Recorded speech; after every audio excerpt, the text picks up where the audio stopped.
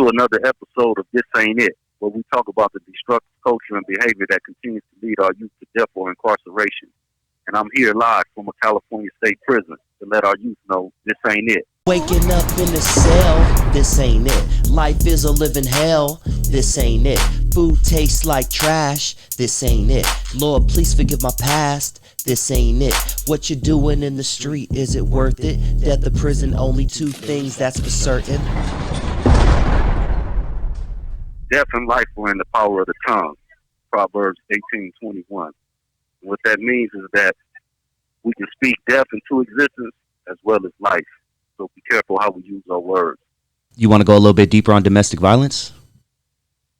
Yeah, I wanted to go in a little bit on domestic violence. It's an important subject to me first and foremost because I lost my ex-wife September 1st, 2022, just a couple of months ago to domestic violence. She was killed by the same person. She was on Instagram and this call and your telephone number will be monitored and recorded. Posting pictures and saying about how life is good with this person. They ended up being her killer. So it's really something that that's sticking with me right now. And also, it's one of the key factors of people who are long-term offenders, lifers, coming back to prison. One of the top two reasons, domestic violence. The other is substance abuse issues after paroling from prison. So this is an imperative topic for us to get right. Yeah, I agree. It's definitely a big issue out there that affects a lot of families. Would you say that most, if not a high percentage of people who are, behind bars right now are products of a home where they probably saw something like that? Absolutely. So we teach a domestic violence course here at the California Men's Colony. And one of the common denominators for a lot of the guys that's incarcerated were they were either in a home with domestic violence or they were involved in domestic violence themselves. So it's almost always a common factor, one of those adverse childhood events or experiences, one of those ACEs that you can count towards your ACE score. So, that is a primary factor. And just for the record, the definition for domestic violence is any harmful behavior that diminishes the family unit. And so it's not just spousal. When people hear domestic violence, they start thinking about a man hitting a woman or whatever the case might be.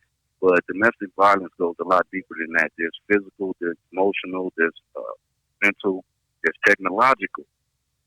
So there's a lot of different ways that people are harming each other in the same family unit, whether it's a brother and a brother, sister, parents and children, or spouses. Perry and I have touched on this topic as well, and I would love your opinion on it. What are your opinion on parents who think the best way to get through to their children is to beat them?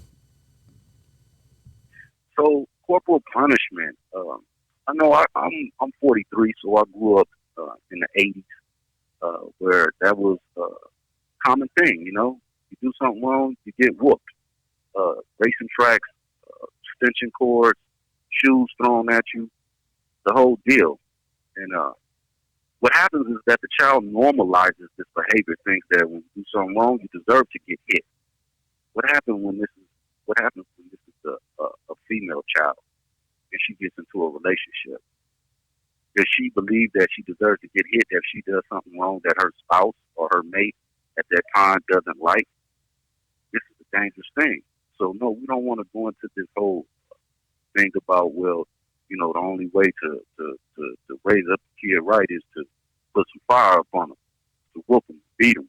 Got to think of more creative ways in 2022 to discipline our children and get the message across, because ultimately it is about getting that message across as a parent to the child. Beating sometimes closes that door where the child does not want to hear anything after the fact. You don't love me, you don't care about me. If you did, you would not hit me and hurt me like this, or hurt each other the way you guys do, parents. So no, I don't think that's appropriate in this day and age to be hitting children as if they were adults. No, your hands off the kid. Yeah, we all share the same sentiment on that. Perry and I talked about this couple of weeks ago, and it got a really good response because he got really passionate about it. And it's a time of year where it's the holidays, and your family is out there having Thanksgiving, opening Christmas presents, the other families around and things like that. What can you tell everybody what it's like being behind bars and hearing your family? Sometimes they call you, you talk to them, you're hearing partying in the background. Talk to me about how that makes you feel. I mean, it makes me feel. Well, it's been 18 plus years of searching inside for answers to the outside. That's Valentine's Day and Mother's Day, Thanksgiving and Christmas, holidays and birthdays, picking up the pieces and the shards of our shattered marriages and families and lives on the outside. That's wrestling inside and outside, like Jacob and the God of Abraham, with the gravity against change. I mean, it feels like an episode of Lost, where the protagonist wakes in a 23-hour-a-day solitary confinement or a dorm confinement situation in a place like this, and you just lost. Literally, like the show. You know what I mean? Searching for a way out. Yeah. It's difficult. It's tough. And to some degree, it almost feels better to be lost, to cut off the world. And so there's a lot of guys in here who don't use the phone, don't write letters. They go get a job in industry in here so they don't have to deal with the outside or depend on anybody on the outside doing anything for them, and the disappointment of things not happening in a timely manner, or even just hearing that cheer and joy in people that you can't be around, you can't touch. Man, listen to this, kids, and that's about as deep as it gets. Thank you for sharing that, Ali. Yeah. What do you do mentally? If you do anything mentally. This call and your telephone number will be monitored and recorded. To prepare yourself for the holidays. So for the holidays, I usually start getting my greeting cards together, sending those out. I start calling people that I may not call regularly just to touch in, because I know everybody's going to be getting together. It's a chance to catch certain people that I'm unable to catch up to. But on the inside, what I do now is try to think about how great the holidays would be when I get out of this place, and not dwell on the fact that I've missed so many of them. The last time I had a birthday on the street, I was 25 years old. And before that, the last birthday was like 17. And then the last birthday before that, I was probably a child, 13, 12. So I probably got three or four birthdays in my entire adolescent and young adult life on the street. So you can imagine how many holidays I've missed. Yeah. So it just becomes, we try to write it off as just another day in here, but that's the time when we start going through our photo albums and sharing our little pictures with each other and cooking little meals and stuff like that, and trying to bring some kind of hope and cheer to ourselves, even if we don't get it. I feel you. How much time do we have left on your end? I just want to make sure I don't get cut off.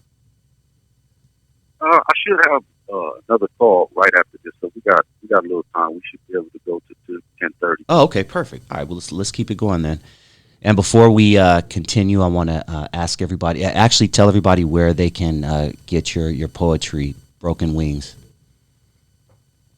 So we can get Broken Wings, the novel, on Amazon, as well as Words I Never Got Spoken, which is some poetry, some narrative style poetry about how I remember juvenile hall and the abuse that I suffered in there, physical abuse from probation officers, adults who were tasked with keeping young delinquents like myself in line when we wanted to fight and gangbang and do all the things that you shouldn't be doing. So yeah, that's a really good read. Both are available on Amazon. We'll have another book coming out pretty soon, a workbook for relapse prevention and reentry planning. So that'll be coming out next year. just for people that's incarcerated that need to get ready for that parole board hearing, get ready for reentry back into the community. Sounds good, man.